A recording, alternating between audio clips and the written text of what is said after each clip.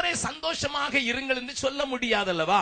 அப்ப அந்த மனுஷனுடைய சந்தோஷத்தினுடைய ஆதாரம் என்ன ஐயா? அதைத்தான் உங்களுக்கு நான் காண்பித்துக் கொடுக்க போகிறேன். How can I rejoice in a situation which is not demanding that? அடைக்கப்பட்டிருக்கிறேன், கைகள் கட்டப்பட்டிருக்கிறேன், மற்றவர்களை சுதந்திரமாக பார்க்க கூடாதபடி தள்ளப்பட்டிருக்கிறேன், என்னுடைய அழைப்பை நிறைவேற்ற கூடாதபடிக்கு என்னுடைய ஓட்டத்தை தடுக்கும்படியாக கட்டப்பட்டிருக்கிறேன். நாளைக்கு எனக்கு ஒருவேளை மரண தண்டனையும் நிகழ்த்தப்படலாம், ஒருவேளை எனக்கு மரணமும் நிகழலாம், அல்லது விடுதலையுமாக்கப்படலாம். No idea at all. It all depends on the mercies of the Caesar. அங்கே இருக்கிற ராயனுடைய எண்ணத்தில் என்ன தோன்றுகிறதோ அதன்படிதான் நடக்கும். அவர் ஒன்றும் பெரிய விசாரித்து அதன்படிதான் செய்வார் என்று ஒரு நம்பிக்கையும் இல்லை. ஏனென்றால் பவுல் சிறைச்சாலையில அடைக்கப்பட்டிருந்த நாட்களிலே அங்கே ரோமாபுரியில இருந்த ராயனுக்கு பெயர் நீரோ. கவனியுங்கள் அருமையானவர்களே, வேதத்தை புரிந்து கொள்வதற்காக நான் இவைகளை சொல்கிறேன். நீரோ மன்னனின் காலத்தில் இப்பொழுது பவுல் சிறைச்சாலையில் இருக்கிறான். இந்த மன்னனுடைய காலத்தில் இருந்துதான் இந்த நிருபத்தை எழுதுகிறான். நீரோ மன்னனுடைய கதையை நீங்கள் சரித்திரத்திலே வாசித்து பார்த்தால் அவனை போல ஒரு பைத்தியக்காரன் இருந்ததே இல்லை. தான் வாழ்ந்த ரோமாபுரி பழைய கட்டடங்களால் இருக்கிறது, இதை புதிதாக்க வேண்டும் என்று சொல்லி அவன் இருந்த ரோமாபுரிக்கு தீ வைத்து கொளுத்தினவன். கவனியுங்கள், அந்த தீ வைத்து கொளுத்திவிட்டு ஜனங்களுக்கெல்லாம் பயங்கரமான ஒரு ஆக்ரோஷம் வந்து விட்டது. ஜனங்கள் வீதியிலே ஓடி வந்தார்கள். ரோமாபுரியில் இருந்தவர்கள் வீதியிலே வந்து கத்தினார்கள், யார் தீ வைத்தது, யார் தீ வைத்தது, யார் தீ வைத்தது? இவனுடைய நிலைமை பரிதாபம் ஆகிவிட்டது. உளவு சொல்லுகிறவர்கள் யாராயிலும் சொல்லிக் கொடுத்து விடுவார்கள், நான் தான் தீ வைத்தேன் என்று கண்டுபிடித்து விட்டால் மக்கள் என்னையே கொண்டு விடுவார்கள் என்கிற பயத்தின் நிமித்தம் அவன் ஒன்று சொன்னான். என்ன சொன்னான்? இந்த கிறிஸ்தவர்கள் தான் அக்னி வரும், அக்னி வரும், அக்னி வரும், அக்னி வரும் என்று பேசுகிறார்கள், அவர்கள் தான் செய்திருக்க வேண்டும் என்று கிறிஸ்தவர்களுக்கு நேராக திருப்பிவிட்ட அந்த கோளை கிறிஸ்தவர்கள் தான் அதை செய்தார்கள் என்று. நன்றாய் கவனியுங்கள், இன்றைக்கு ஒரிசாவிலே நடக்கிற அதே காரியம் அன்றைக்கு நடந்தது. லட்சுமானந்த சரஸ்வதி என்கிற அந்த மனிதனை நாங்கள் தான் சுட்டுக் கொன்றோம் என்று நக்சல்வாதிகள் சொன்ன போதிலும் இல்லை, கிறிஸ்தவர்கள் தான் அதை செய்தார்கள் என்று ஆக்ரோஷமாக அனைவரையும் துன்பப்படுத்தி அழித்துவிட்ட அதே கொடுமையை தான் அன்றைக்கு நீரோ மன்னனும் செய்தான். கிறிஸ்தவர்கள் தான் அக்னியை குறித்து பேசுகிறார்கள், இவர்கள் தான் அக்னி அக்னி என்று சொல்கிறவர்கள், இது இவர்கள் தான் இந்த பூமி எரிந்து சாம்பலாகும் என்று சொல்கிறவர்கள், இவர்கள் தான் செய்து விட்டார்கள் என்று சொல்லி அவர்கள் ஜனத்தினுடைய ஆக்ரோஷத்தை அணைப்பதற்கு அவர்களை மிருகங்களுக்கு இரையாக்கி கொண்டிருந்த ஒரு பைத்தியக்காரன் கம்பங்களிலே கிறிஸ்துவின் மக்களை வைத்து கட்டி அவர்கள் மேல் எண்ணெய் ஊற்றி அவர்களையே தீபங்களாக மாற்றி வைத்த அந்த பொல்லாத மனிதனுடைய நாட்களில் தான் பவுல் சிறைச்சாலையில் இருக்கிறான். கவனியுங்கள், அவனுக்கு மனதில் என்ன தோன்றுமோ அதைத்தான் செய்வான். தன்னுடைய எதிர்காலத்தை குறித்து ஒரு காரியம் தெரியாது. அவனே இந்த பத்திரிகையில இந்த நிருபத்திலே அடிக்கடி அதை சொல்லுகிறான். I don't know what would happen to me. I don't know what would happen to me. எனக்கு என்ன நடக்கும் என்று எனக்கு தெரியாது. ஒருவேளை நான் விடுதலையாய் உங்கள் மத்தியில் வரலாம், அப்படி வந்தால் சந்தோஷப்படுவேன், வராவிட்டாலும் சந்தோஷப்படுவேன் என்று அந்த நிலையில் இருக்கிற ஒரு மனுஷன் மற்றவர்களையும் சந்தோஷப்படும்பத்தக்கதாக அவனுக்குள் பொங்கி பொங்கி வழிந்த சந்தோஷம் தான் என்ன? ஹல்லேலூயா! அவனுக்குள் கரை புரண்டோடி வந்த சந்தோஷம் தான் என்ன? ஹல்லேலூயா! ஹல்லேலூயா! ஹல்லேலூயா! இதனுடைய ரகசியம் என்ன என்பதைத்தான் உங்களோடு கூட பேச விரும்புகிறேன். அருமையான தேவனுடைய பிள்ளைகளே, நீங்கள் கேட்பது கிடைத்து விட்டால் சந்தோஷமாயிருக்கும். நான் எதிர்பார்த்த மார்க்குகள் எனக்கு வந்தால் சந்தோஷமாயிருக்கும். நான் எதிர்பார்த்த இடத்திலே வேலை கிடைத்து விட்டால் சந்தோஷமாயிருக்கும். நான் எதிர்பார்த்திருக்கிற ஒரு பெண் எனக்கு மனைவியாக வந்து விட்டால் சந்தோஷமாயிருக்கும். என்னை சுற்றிலும் சமாதானம் இருக்குமானால் சந்தோஷம் இருக்கும். ஆனால் அந்த சந்தோஷத்திற்கும் இந்த சந்தோஷத்திற்கும் உள்ள வித்தியாசத்தை நீங்கள் புரிந்து கொள்ள வேண்டும்.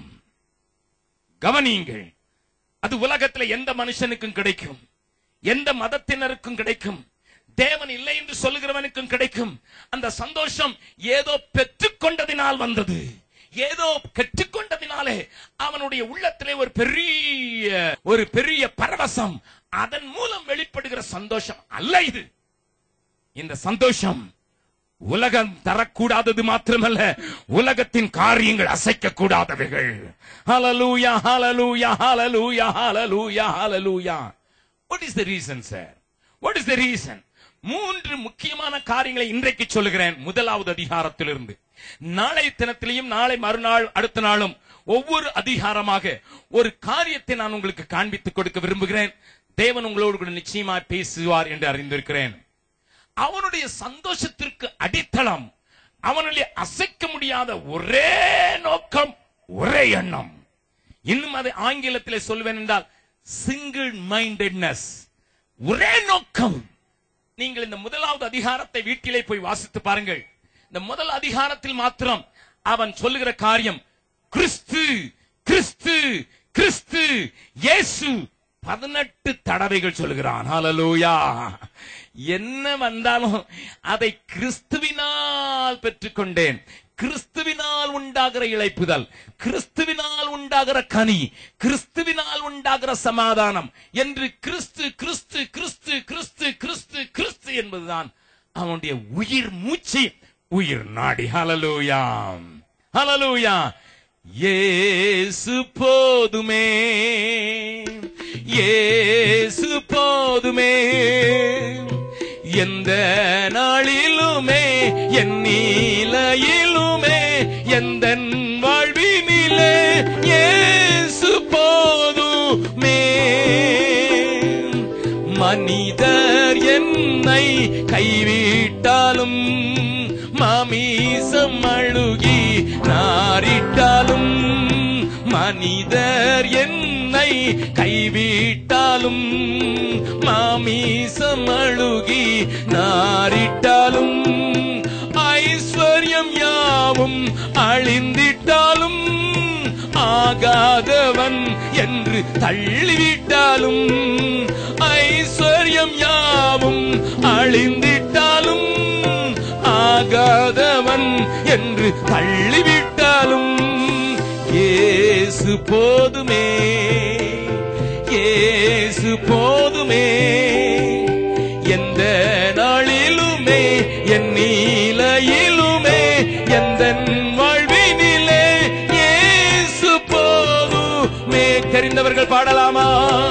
எனக்காய் ஜீவன் விட்டவரே, என்னோடு இருக்க எழுந்தவரே, எனக்காய் ஜீவன் விட்டவரே, என்னோடு இருக்க எழுந்தவரே, என்னை என்றும் வழி நடத்துவாரே, என்னை சந்திக்க வந்திடுவாரே, என்னை என்றும் வழி நடத்துவார், என்னை சந்திக்க வந்திடுவாரே.